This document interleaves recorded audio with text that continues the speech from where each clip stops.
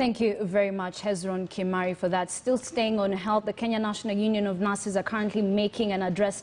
The Secretary-General, Seth Panyako, is currently speaking. Let's listen in.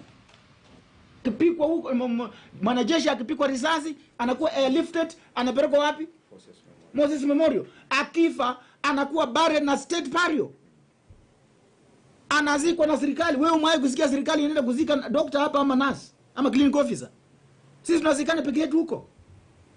Alafu pia wanakuwa compensated kwa hiyo kifo. Na sasa wakiwa kwenye vita wanapigana. Does it mean hakuna wananchi risasi inapiga? We call those one collateral damage. Na hawa waulizi. Kwa hivyo hawa wengine wanakufa kwa sababu ya COVID-19.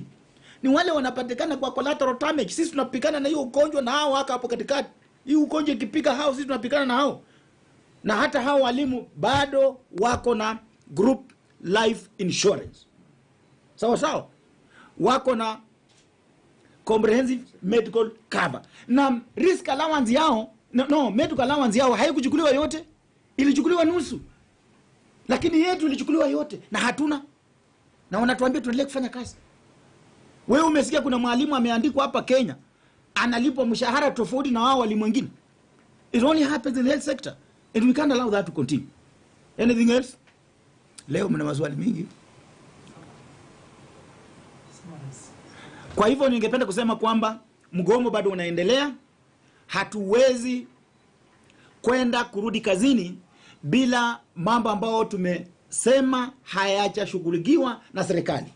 Tutaendelea kwa mgomo na sisi tunamshukuru Rais wa Kenya Uhuru Muigai Kenyatta, tunamshukuru Waziri wa Afya, tunashukuru Waziri wa Labor kwa kuwa na nia ya kuhakikisha suluhisho limepatikana katika Wizara ya Afya. Na tunaambia Rais wa Kenya kwamba sisi tunataka uweke Health Service Commission katika BBI. Ukishaweka hapo, sisi tunakuhakikishia, wacha kutishwa na hii barua ya Kang'ata. Sisi tutapitisha BBI asubuhi na mapema.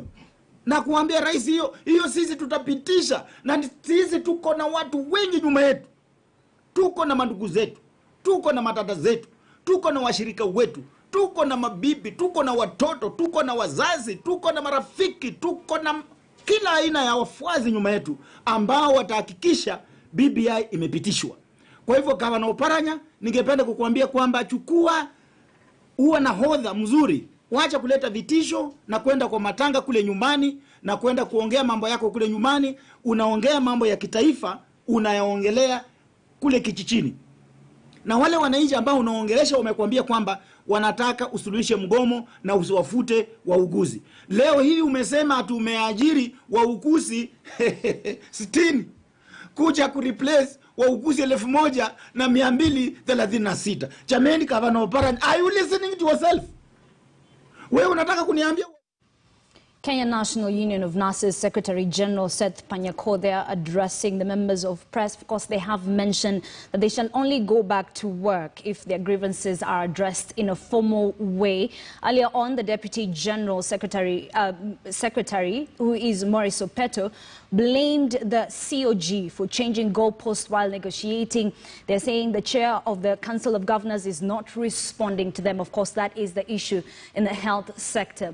Now, away from that, a congratulatory message by President Uhuru Kenyatta to his Ugandan counterpart Yoweri Museveni, posted on State House Kenya's Facebook page,